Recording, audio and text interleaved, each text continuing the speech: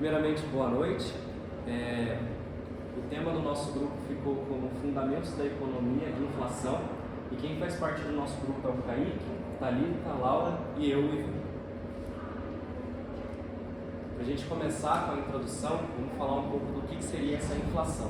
A inflação é um fenômeno econômico caracterizado pelo aumento generalizado e persistente dos preços dos bens e serviços em uma economia. Ou seja, é quando durante mais ou menos 4 meses, 5 meses, a inflação está acima de 4% e sempre aumentando, então ela é persistente.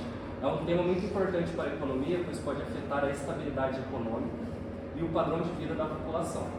Aí temos a inflação de demanda e a inflação monetária. A inflação de demanda ocorre quando a demanda agregada por bens e serviços supera a oferta disponível.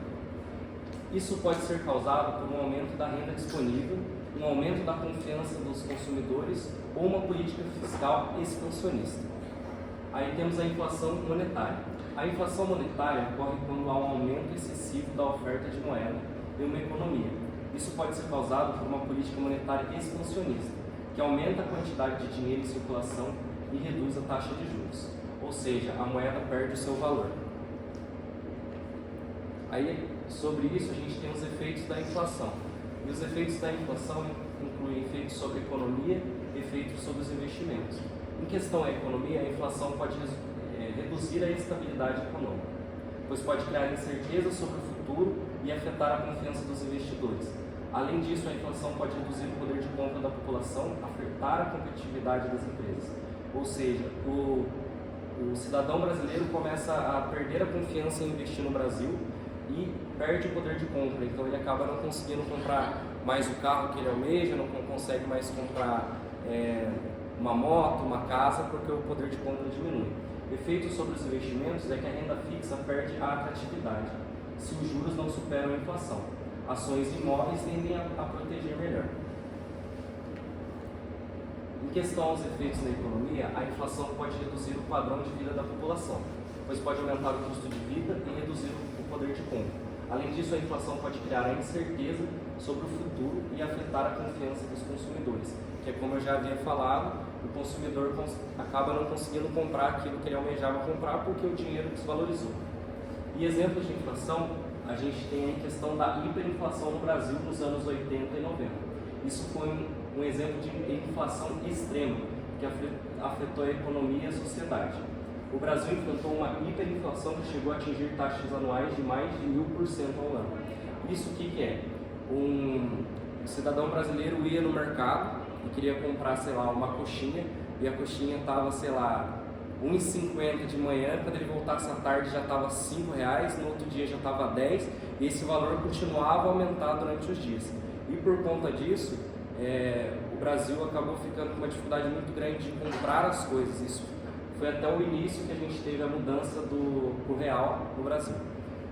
Aí a seguir vamos ver algumas formas de lidar com a inflação. Agora vamos ver algumas formas de lidar com a inflação. Tem a política monetária, que ela pode ser usada para controlar a inflação, reduzindo a oferta de moeda e aumentando a taxa de juros. Isso pode reduzir a demanda agregada e controlar a inflação.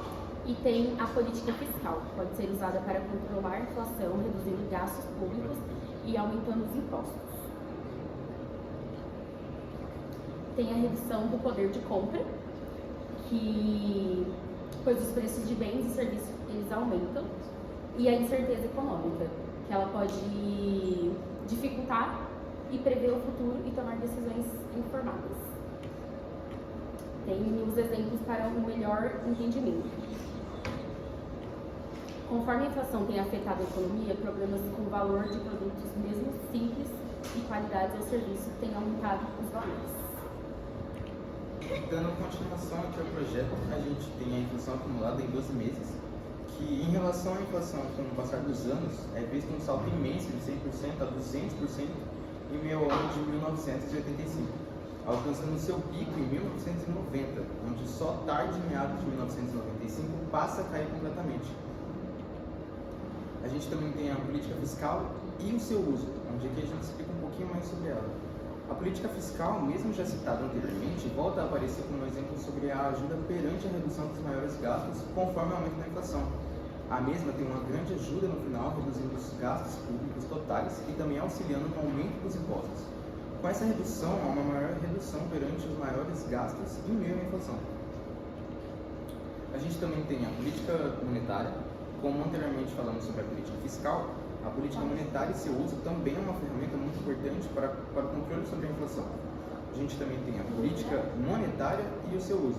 A política monetária é uma ferramenta importante para controlar a inflação, porque os bancos centrais podem usar a taxa de juros e a oferta de moeda para influenciar a demanda agregada e controlar a inflação.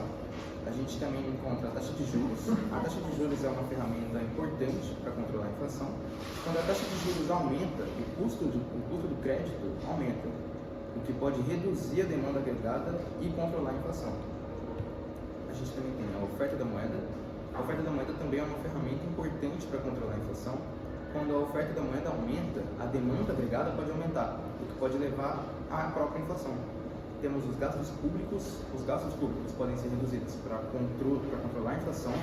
Quando os gastos públicos são reduzidos, a demanda agregada pode diminuir, o que pode ajudar a controlar a inflação. Os próprios impostos. Os impostos também podem ser usados para controlar a inflação. Quando os impostos aumentam, a demanda agregada pode diminuir, o que pode ajudar a controlar a inflação. Bom, eu vou fazer agora a conclusão do nosso trabalho. Vou falar agora os efeitos da inflação sobre a sociedade e as formas de proteção contra a inflação. A redução do padrão de vida. A inflação pode reduzir o padrão de vida da população, pois os preços de bens e serviços aumentam. Um exemplo nossos avós, nossos pais que compravam terrenos de forma mais barata e agora a nossa geração não está mais assim.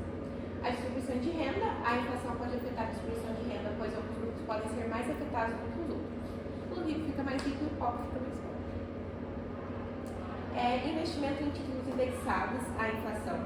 Investir em títulos indexados à inflação pode ser uma forma de proteção contra a inflação.